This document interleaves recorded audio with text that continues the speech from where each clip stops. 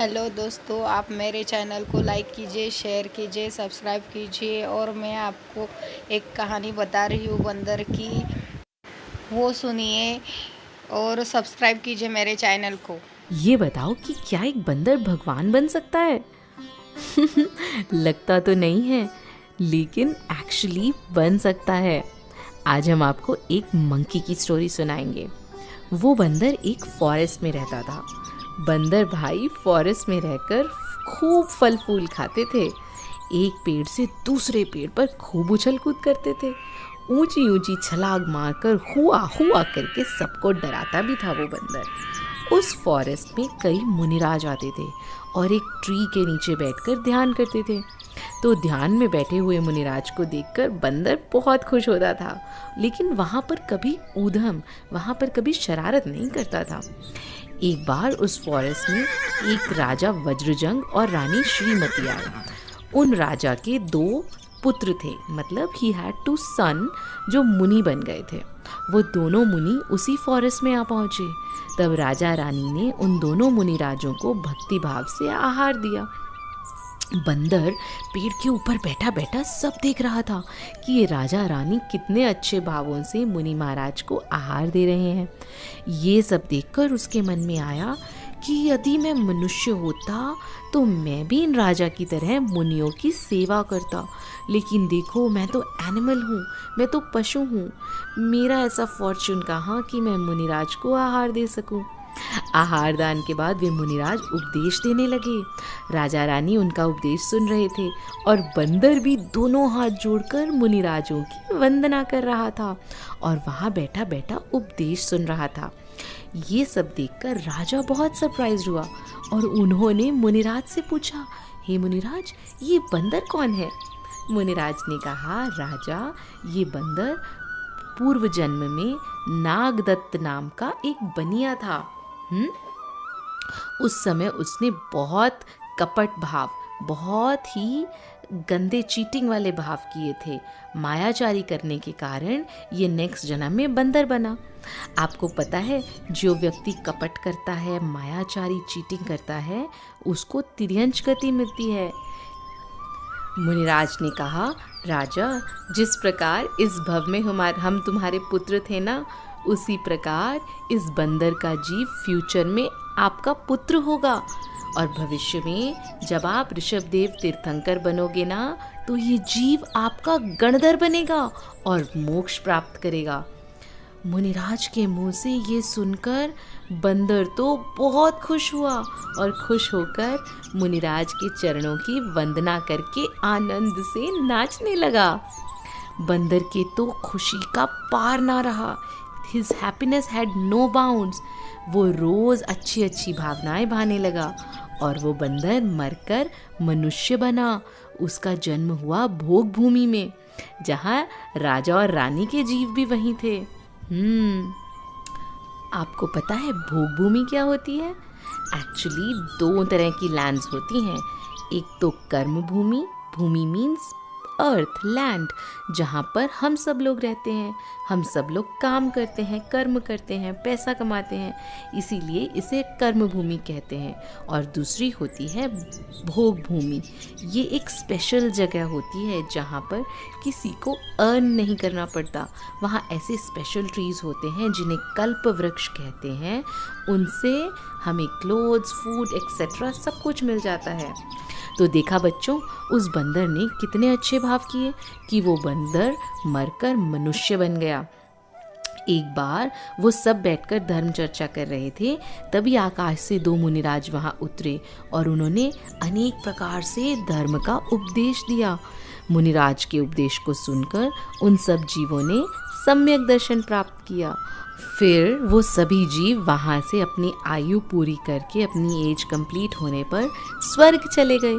और उसके 4 भव के बाद राजा जो थे ना, राजा का जीव बना ऋषभदेव तीर्थंकर, और जो बंदर का जीव था वो बना उनका पुत्र, हिज सन, और उसका नाम था गुणसेन। वो इस संसार से वैराग्य को प्राप्त करके भगवान से दीक्षित हो गया और वो बन गए ऋषभदेव भगवान के गणधर। आपको पता है गणधर कौन होते हैं? गणधर स्पेशल मुनि महाराज होते हैं। उन्हें 63 रिद्धिज होती हैं, स्पेशल पावर्स। वो कभी आहार नहीं करते। भगवान का उपदेश सुनकर उससे वो द्वादशांग वाणी में कंपाइल करते हैं। They make 12 parts of the Jinvani और उसी बर्थ से मोक्ष भी प्राप्त करते हैं। तो गुणसेन ने भी तपस्या करके केवल ज्ञान प्रकट किया और फिर मोक्ष प्राप्त किया। देखा बच्चों, जब ये बंदर मनुष्य था तब इसने कितना छल कपट किया, चीटिंग करी, जिसके कारण उसे नेक्स्ट बर्थ मिला बंदर का। लेकिन बंदर बनने के बाद मुनिराज की वंदना और धर्म का उपदेश सुनने से उसकी अच्छी भावनाएं हो गई और वो फिर से ह्यूमन बना, फिर से स्वर्ग गया और उसके बाद तीर्थंकर का बेटा बना और साधना करके मोक्ष चला गया। आप सभी भी प्रॉमिस करो कि आप कभी भी चीटिंग नहीं करोगे, हमेशा अच्छी अच्छी भावनाएं ही भाओगे और धीरे धीरे मोक्ष प्राप्त करेंगे ना। जय जिनेंद्र।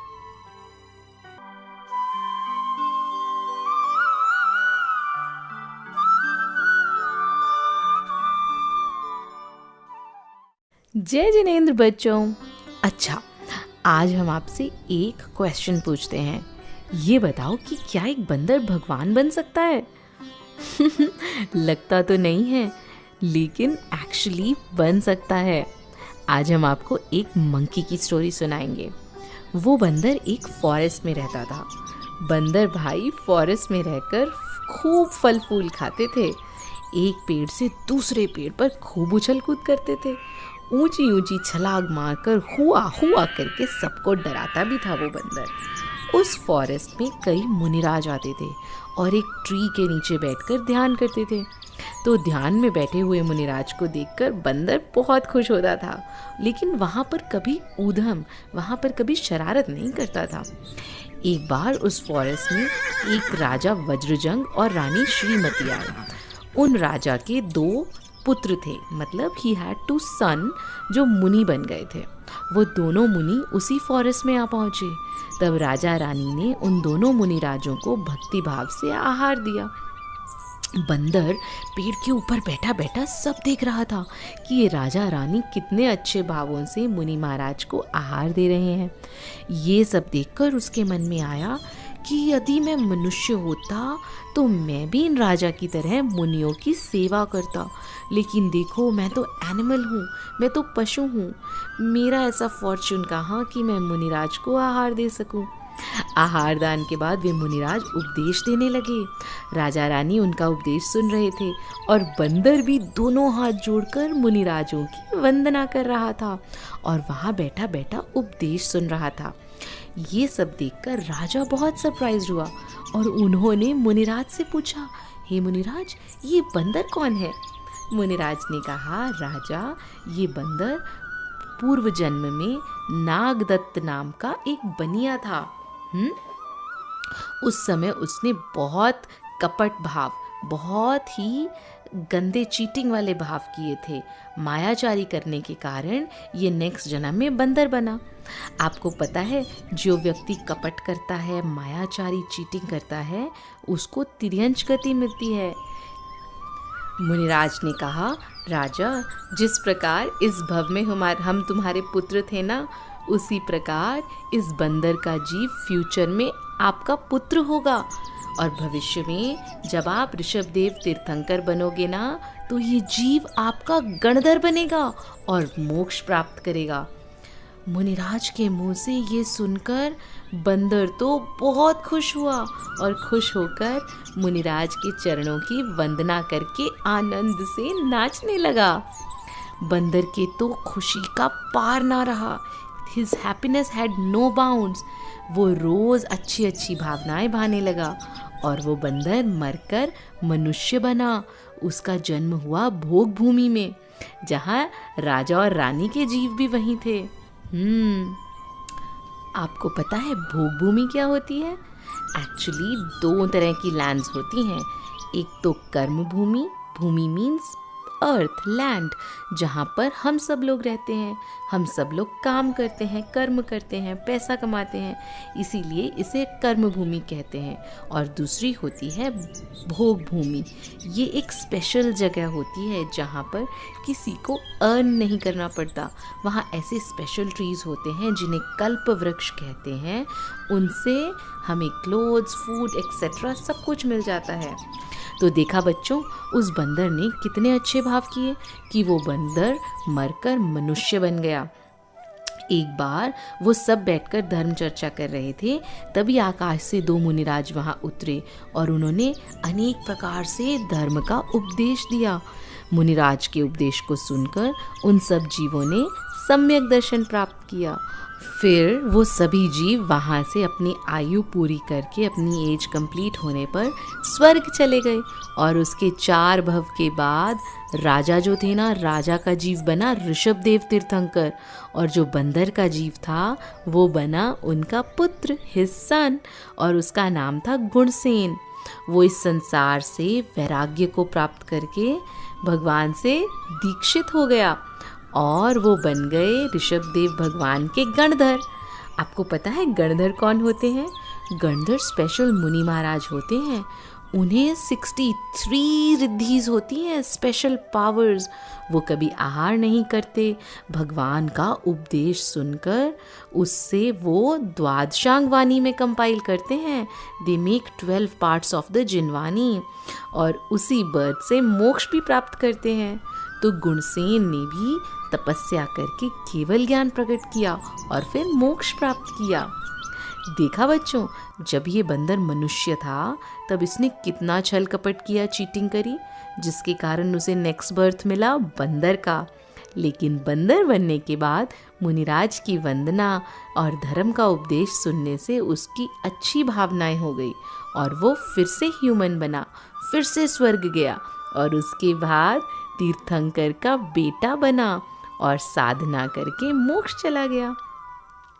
आप सभी भी प्रॉमिस करो कि आप कभी भी चीटिंग नहीं करोगे, हमेशा अच्छी अच्छी भावनाएं ही।